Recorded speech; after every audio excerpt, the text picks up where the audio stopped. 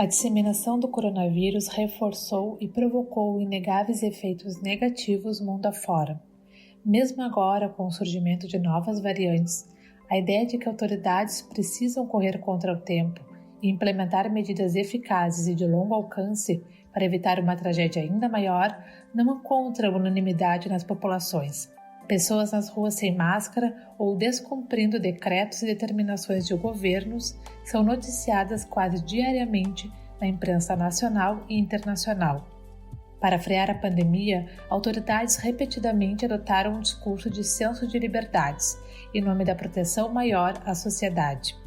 Em novembro do ano passado, o primeiro-ministro do Reino Unido, Boris Johnson, inclusive sugeriu que as infecções por coronavírus eram maiores no Reino Unido do que na Alemanha ou na Itália, porque os britânicos amam mais a liberdade e têm mais dificuldade em aderir a medidas de controle. Actually, there is an important difference between our country and many other countries around the world, and that is our country is a freedom-loving country, Mr. Speaker. And if you look at the history of this country over the last 300 years, virtually every advance from free speech to democracy has come from this country. And it is very difficult to ask the British population uniformly to obey guidelines in the way that it is necessary. E no Brasil, a situação epidemiológica chama atenção. Sendo um dos países mais afetados, as medidas impostas nos primeiros meses de pandemia foram consideradas por especialistas como tardias. Protocolos de distanciamento social e higiene individual, que até hoje são medidas essenciais de prevenção, foram deixadas de lado pelas principais autoridades brasileiras. Na última semana, em viagem a Israel, a comitiva do governo federal pousou sem máscara para uma foto com o presidente Jair Bolsonaro, e na chegada todos de máscara. Lá o item é obrigatório. O país que proporcionalmente mais vacinou até agora vê a situação melhorar dia a dia e adota normas mais rígidas de prevenção. Mas o chanceler brasileiro Ernesto Araújo também foi repreendido por não utilizar a máscara em um evento em solo israelense. I will invite our both ministers to take a photo together. Yeah, only we need it with the mask. Nesse contexto, o individualismo versus coletivismo acaba por ser um contraste mais robusto e persistente entre diferentes culturas. Em plena sociedade globalizada, a reflexão deve considerar uma diversidade de questões que aprofundam o entendimento sobre soluções diferenciadas em diferentes contextos sociais e governamentais. Nesta terça-feira, dia 9 de março, o Direto ao Ponto analisa os fatores sociais determinantes que levam muitos brasileiros a não cumprirem algumas das medidas de enfrentamento à pandemia. Eu sou Brenda Fernandes, sejam bem-vindos.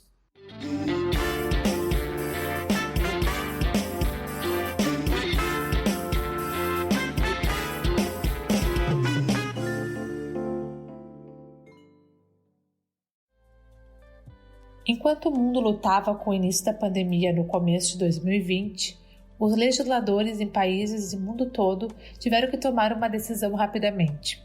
Dentre as ações estava uma redução acentuada da atividade econômica e social para priorizar o salvamento de vidas ou a inação, deixando o vírus seguir seu curso e levando um alto número de mortes.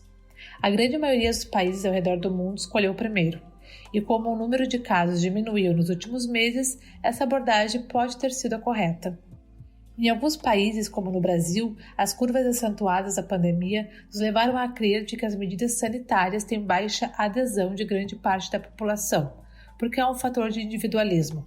Ao contrário disso, teríamos uma noção de coletivismo. No entanto, essa leitura pode ser mais complexa do que podemos imaginar.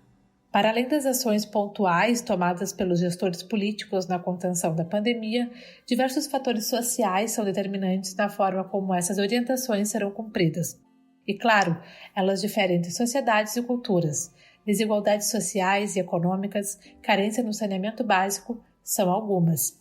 E para ter uma leitura sociológica das respostas à pandemia, nós recebemos Andréa Leal, professora do curso de Bacharelado em Políticas Públicas do Departamento de Sociologia e dos programas de pós-graduação em Sociologia, em Epidemiologia e em Políticas Públicas da URGS.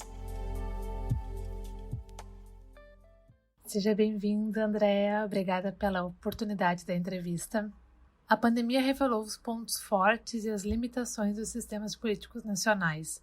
A falta de eficiência de um governo nacional ou os discursos reiterados de um líder estadual zombando da pandemia e atrasando as medidas de contenção resultaram em centenas de mortes adicionais.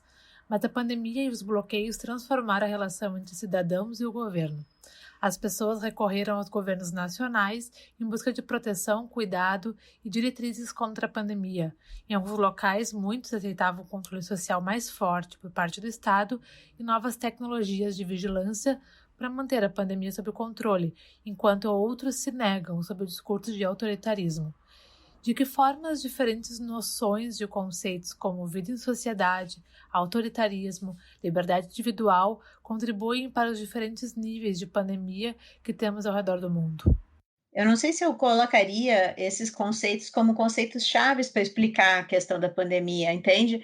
Porque, assim, tu tem governos autoritários, inclusive, que começaram sendo negacionistas em vários sentidos e que estão tendo um desempenho melhor do que o Brasil, vide Hungria, Polônia, o México, né, que começou dizendo que era uma gripezinha igualzinho o Bolsonaro, né? Então, não sei se se o fato de ser mais ou menos autoritário é o que vai explicar, né? Talvez é um governo mais ou menos pautado que pauta suas decisões com mais ou menos nas evidências científicas, que se aconselha, né? Que monta um comitê científico, que pede para as especialistas em saúde, em epidemias, falar e contribuir, né? Quanto à vida, sociedade e à liberdade, claro que são concepções que podem ser diferentes em diferentes grupos sociais, em diferentes momentos históricos. Mas eu não acho também que seja isso que mais explica, entende? Eu até acho, assim, por exemplo, que eu não estou nos Estados Unidos no momento, né? Então, só posso falar a partir de uma coisa muito mediada, que é o que eu leio nos jornais sobre, né? Mas o que eu tenho visto é que em alguns lugares esse discurso de que a liberdade individual é um valor absoluto e que está acima de todos os outros valores e por isso eu poderia me recusar, por exemplo, a usar uma máscara, né? Parece ter alguma entrada, né? Alguma divulgação. Então, parece, pelo menos tem alguns relatos de mídia, algumas imagens de pessoas se recusando a entrar numa loja e arguindo que elas têm esse direito, né? Em função da liberdade individual. Mas eu acho, de novo, que mesmo isso também é relativizado, mesmo nessa meca da liberdade, que tem muito mais a ver com a forma com que os governantes tentam induzir determinados comportamentos e reforçá-los, usando da sua força, né? Porque também nos Estados Unidos, meca do individual, o sujeito usa o cinto de segurança, o sujeito entende que não, né, não pode fazer o que lhe passar pela cabeça, que existe um conjunto de regras estabelecidas, que são as leis, e que se ele desobedecer a elas, vai sofrer sanções. Vejo a questão do coletivo, eu acho que tem uma dificuldade que não é talvez a compreensão do que é viver em coletividade, mas de novo eu acho que muito mais a ver com quais são as condições que são dadas e que oportunidades as pessoas têm para gozar dos seus direitos de uma forma digna, né? Ter uma vida digna em sociedade. Porque, assim, agora a gente está vivenciando uma discussão em nível municipal, em nível estadual, em nível federal, sobre, por exemplo, se é razoável, né, tu obrigar as pessoas a circular o mínimo possível, né, e ficarem mais restritas aos seus lares. Bom, o problema é que a mesma autoridade que pode usar da sua força para evitar que saia de casa não está te dando as garantias necessárias para que tu fique em casa. Então, eu não vejo como uma decisão individual do sujeito que sai porque ele acha que ele tem mais liberdade, que o indivíduo vale mais do que o coletivo. Eu não acho que passe por aí a ponderação, entende? Eu não acho que tem alguma coisa na balança. Eu acho que quem está tendo que sair e circular está saindo porque se não sair vai passar fome.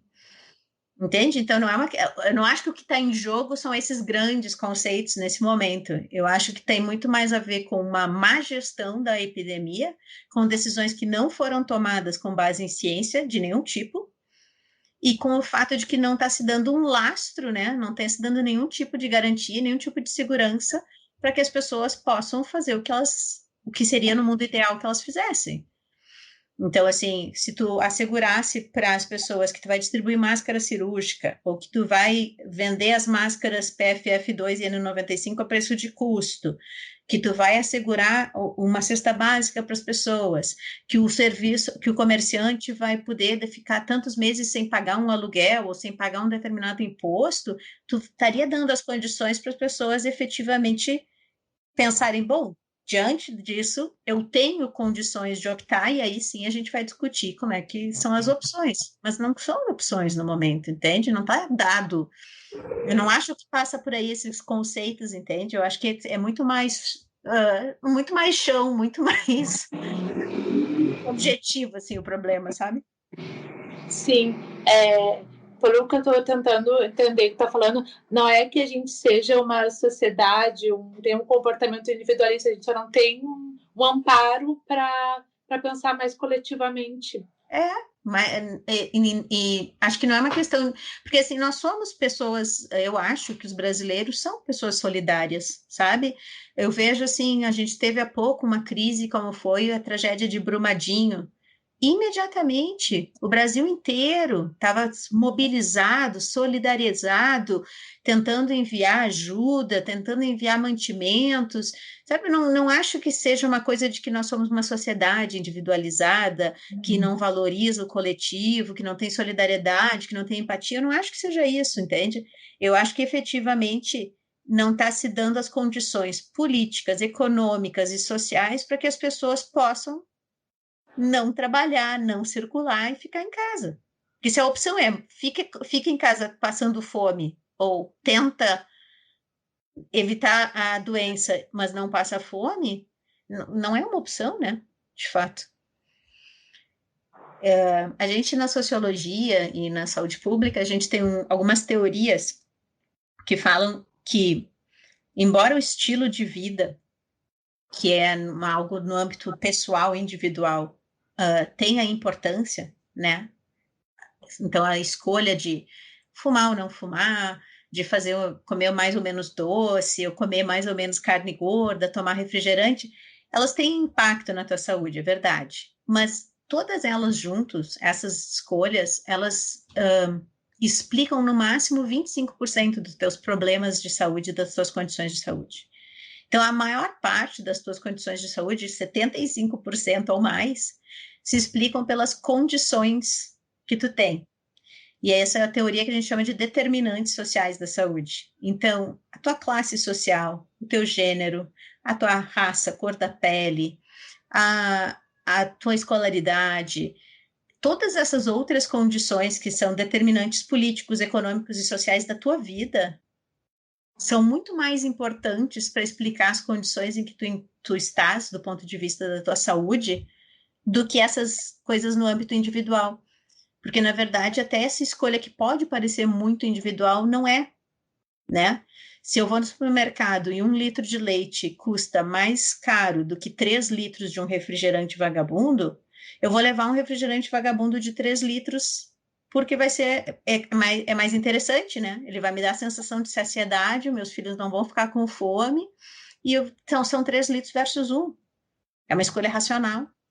Então, o que falta aí? Falta um determinante político, econômico, quer dizer, falta uma regra que diz o leite tem que não pagar imposto e custar muito pouco, e o refrigerante tem que ser sobretaxado e tem que custar muito caro, e isso vai fazer com que se estimule mais o consumo do leite e se desestimule do refrigerante.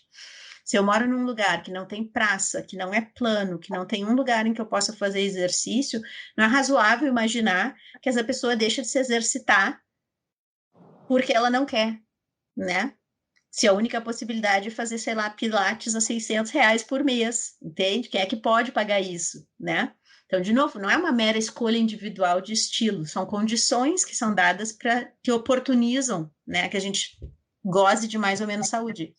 E, de novo, nesse caso aqui, me parece, né, que não são escolhas individuais de sair ou não sair de casa para trabalhar, de sair ou não sair de casa para fazer um bico, de sair ou não sair de casa. Tem muito mais a ver com as oportunidades que podem estar sendo dadas. Aí, claro, tu vai me dizer assim, bom, mas quem está saindo para uma balada noturna, né, para uma festa ilegal e tal, está fazendo uma escolha, tá. Mas, de novo, também é uma escolha que talvez falte informação, falte uma campanha educativa, falte uma autoridade que vá lá e acabe com a festa, ou que explique antes para as pessoas por que a festa não pode. Eu moro no Menino Deus, moro perto do Parque Marinha. Fui caminhar com o meu cachorro lá, 2 máscaras no rosto, né? Um parque aberto, etc. Várias pessoas sem máscara, né? Aí eu desviando, assim, parecia que eu estava andando num campo minado, desviando das pessoas. E tu fica olhando, assim, não tem um único outdoor em nenhum lugar perto do parque, ou perto da minha casa, ou perto do shopping, dizendo, use máscara, como que usa máscara, como que bota a máscara. Eu dou aula na universidade para cursos de saúde, os meus alunos não sabem quando que podem levar a avó para vacinar, com que idade que está sendo vacinado, aonde é o posto de vacinação. Cada município tem um site diferente da secretaria. Tem municípios que tu entra no site, tu consegue a informação facilmente, tem outros que tu entra, não tem uma informação sobre onde é que está sendo a vacina. Então, assim, caberia ao gestor, né, à autoridade política, fazer a campanha, educar, informar, explicar como é que passa. Tem gente que ainda está lavando todas as compras do super, entende? Porque ainda não chegou a ela, é uma pessoa super cuidadosa, não chegou a ela ainda a informação de que por contato quase não há transmissão, que a transmissão é pelo ar, que é mais importante ela botar 3 máscaras antes de sair de casa do que lavar todas as compras, entende? Sim, receber muita informação também não garante que a pessoa está bem informada, né? Não, mas eu acho assim que não tem informação boa circulando. Acho que as informações que circulam são iniciativas muito pontuais de grupos ou de indivíduos, e daí vem informação boa, informação ruim, informação falsa, porque não tem uma campanha governamental séria, grande, que invista em massa, né, na mídia, na rádio, na televisão, nos jornais, né, outdoor, explicando. Ô, Andréia, e tu acredita que ao final dessa crise de pandemia que a gente está vivendo, pode emergir uma nova noção de sociedade, pode mexer nessas estruturas de determinantes que tu falou, alguma coisa pode mudar ou não? Ou reforça ainda todos esses fatores? O que a gente tem visto, infelizmente, até agora, é que as desigualdades que já haviam ficaram ainda mais profundas, né? Foram ampliadas. O hiato entre os ricos e os pobres ficou ainda maior, né? Então, assim, por enquanto, o que a gente está vendo é um aprofundamento das desigualdades. E isso está se dando em vários níveis, né? Do ponto de vista econômico, quem tinha muita riqueza não só fez mais riqueza, como, né, quer dizer assim, fez muito mais riqueza nesse tempo, então os bilionários ficaram ainda mais ricos durante a pandemia, enquanto que a classe média, e principalmente os mais pobres, ficaram muito mais pobres com a pandemia. Isso são dados que já estão dados, né, por estudos econômicos. Então, um extrato muito pequeno ganhou muito dinheiro, não perdeu dinheiro na pandemia, pelo contrário, ganhou, enquanto que uma massa perdeu, né, porque perdeu o emprego, porque não está conseguindo vender os seus serviços, etc. Não só isso, considerando esses determinantes sociais, o que a gente tem observado é que as condições de moradia, as condições de acesso à informação, o grau de escolaridade das pessoas, tudo isso afeta sobremaneira a própria exposição ao vírus, né? Então, a gente tem observado que as pessoas, né, em vários lugares do mundo têm se repetido os estudos mostrando que as minorias étnicas, que as pessoas que moram na periferia, que as pessoas mais pobres, que as pessoas com menor escolaridade, são as pessoas que também estão adoecendo mais, né?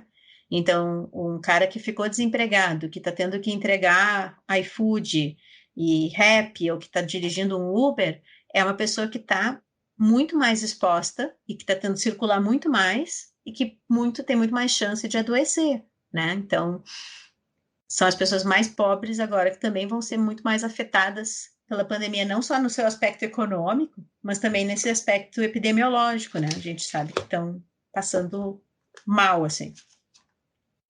Então, por enquanto, eu vejo um aprofundamento das desigualdades em vários níveis, em vários sentidos. A possibilidade, por exemplo, do teu filho acompanhar a sala de aula virtual, né? O ensino remoto. É absolutamente distinto, né? Se a pessoa tem um quarto com um computador, com acesso à internet, mesmo para essa criança pode estar muito difícil, muito chato, né? Não assistir às aulas por computador, mas as aulas estão sendo ministradas e ele tem acesso. Quem não tem nem um celular e mal tem internet, não consegue nem isso. Então a gente vai aprofundar algumas desigualdades, me parece. Então tá, Andréia, obrigada pela entrevista, acho que foi muito bom o nosso papo, é bem mais complexo mesmo do que eu imaginava e foi muito bom para mim conversar contigo.